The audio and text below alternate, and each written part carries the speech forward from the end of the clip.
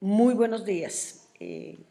Primero quiero ofrecerles disculpas a todos y cada uno de ustedes, especialmente a Pedro Díaz, el director ejecutivo de la Fundación para el Desarrollo Integral de Estudiantes Universitarios y Profesionales del Sur de Bolívar y del Caribe.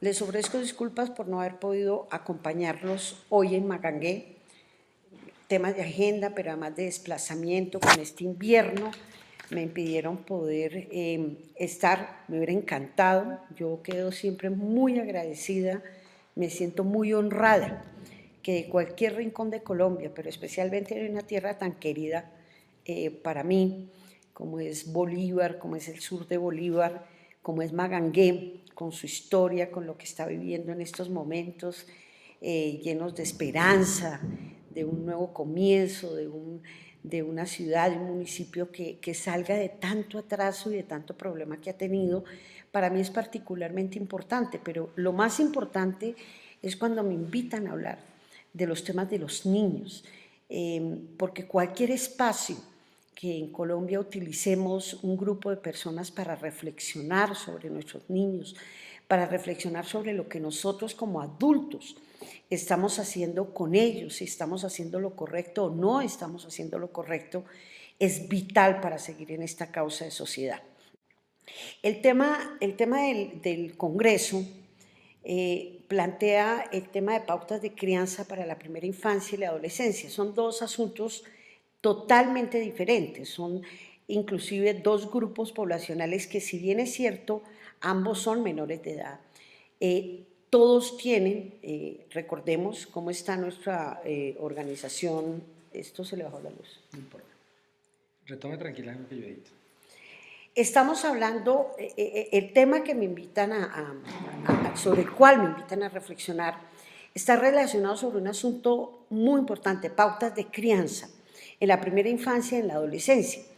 Pero les quiero decir que ahí hay dos asuntos que son totalmente distintos porque estamos hablando de dos grupos poblacionales diferentes. Si bien es cierto, en Colombia todos los menores de 18 años son menores de edad, tienen derechos prevalentes, el artículo 44 de nuestra Constitución lo señala, por lo menos en teoría, porque en la práctica la verdad no coincide mucho ese principio constitucional con lo que pasa todos los días en este país, en cada rincón de Colombia. Aquí no se escapa ningún rincón de Colombia, dista mucho de esa prevalencia. Pero ahí hay dos o tres escenarios distintos. Una cosa es la primera infancia. Estamos hablando qué debemos hacer para los niños desde antes de nacer hasta que cumplan los 5 años de edad, los 6 años, cuando ya pasan a ser niños de 6 a 13 años y cuando ya entran en la adolescencia, que es cuando están entre 14 y 18 años. Por supuesto, la primera infancia, lo que conocemos como primera infancia, los niños prenatal hasta los 6 años de edad, estamos hablando de los 5 primeros o los primeros años más importantes de un ser humano. Lo que no hagamos en esa época o lo que hagamos bien hecho o hagamos de forma incorrecta va a marcar para siempre la vida de la persona en materia nutricional, de estimulación, de afecto. Y ahí empezamos a tener problemas. En Colombia, por ejemplo, nacen 250.000 niños y niñas cada año producto de embarazos no deseados. Es decir, nacen niños que desde antes de nacer se les está vulnerando el primer derecho, el cual tiene cualquier ser humano aspira a tener, a ser querido, a ser esperado, a ser anhelado. Cuando un niño nace producto de la irresponsabilidad, de un accidente, de una relación no estable, de una mujer que sencillamente queda embarazada por una situación ocasional o de un hombre irresponsable que se pone a regar hijos al mundo o de menores de edad, estamos automáticamente colocando a ese nuevo ser, a ese nuevo niño o niña que está por nacer o que nació en una situación de riesgo y vulneración precoz de sus derechos. De tal suerte que lo primero que tenemos que trabajar en Colombia es en materia de salud sexual, pero fundamentalmente en materia de responsabilidad paterna y materna. En Colombia el escenario de irresponsabilidad paterna y materna es verdaderamente vergonzoso. Casi 1 millón de niños en los últimos 4 años se han visto involucrados en Colombia en procesos de alimentos, de custodia, de no filiación, es decir, no están registrados, padres que no responden por hijos, mujeres que se embarazan múltiples veces de parejas diferentes, y ahí empezamos a tener problemas en materia de atraso, de falta de estimulación, de afecto, de cariño. Un bebé, por ejemplo, un niño pequeño, de días, horas de nacido, que sea abandonado, va a sufrir toda su vida algo que se llama el síndrome del abandono. Por eso, en todos estos escenarios de adopción, se establece, los conocedores del tema, establecen que lo mejor es que cuando el niño o la niña haya cumplido cierta edad, se le informe que es un niño adoptado, porque ese ser humano siempre va a sentir que hay algo que no está funcionando bien, porque va contra natura. O sea, los animales cuidan a sus crías. Acordémonos qué nos pasa si una perra tiene unos perritos y uno intenta cogerle un animalito de esos, la posibilidad de que le arranque a uno un dedo es muy alta.